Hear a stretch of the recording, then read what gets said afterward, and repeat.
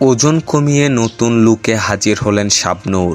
ঢাকায় চলচ্চিত্রের এক সময়ের আলোচিত অভিনেত্রী শাবনূর রঙ্গনা নামের নতুন সিনেমার শুটিংয়ে অংশ নিতে সম্প্রতি অস্ট্রেলিয়া থেকে বাংলাদেশে এসেছেন। সিনেমাটি পরিচালনা করেছেন আরাফাত হোসাইন।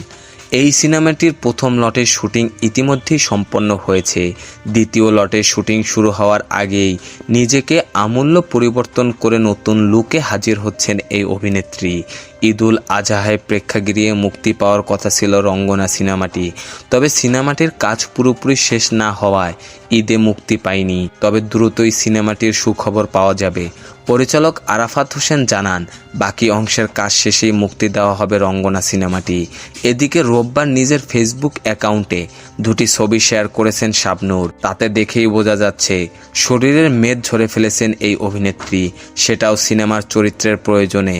অভিনেত্রীর সেই দুটি ছবি শেয়ার করে পরিচালক আরাফাত হোসেন লিখেছেন, গল্পের প্রয়োজনে দ্বিতীয় লটের শুটিংয়ের প্রস্তুতি চলছে পুরোদমে। নায়িকার এমন পরিবর্তন দর্শকরাও বেশ ভালোভাবে নিয়েছেন।